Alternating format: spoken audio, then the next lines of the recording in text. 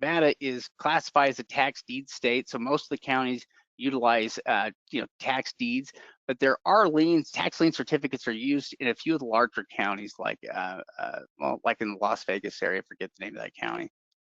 Yeah, Clark County. Clark County, yeah, that's right. Yeah, so usually about after 2 years of being delinquent, the county is going to go ahead and start the foreclosure process, and they usually sell it about after 3 years. But like Shade was talking, that these are called special assessment liens. So in Clark County, for example, Las Vegas, they're still going to sell tax deed properties. But some of these areas, like in towns, they also do it in Reno.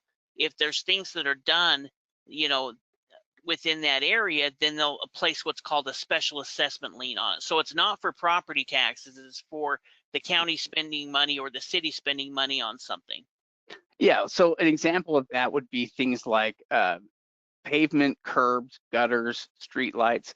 Things like that are special assessment fees that they may add to the property. So if they go and put, let's say something like that, and in front of your home or in your neighborhood, they may add a special assessment fee that you have to pay there. And if you don't pay off that thing, then it'll become a special assessment lien, against the property. And it's just like any other lien in that way. They'll sell off that lien to investors, so they can collect the money for it right away, and the investors can earn about 12% on their money, which is going to be secured by property. So it's a great investment for them. But most of Nevada operates off of tax deeds, and they do have a number of online auctions, but some of the counties are still conducted through live sales or in-person sales.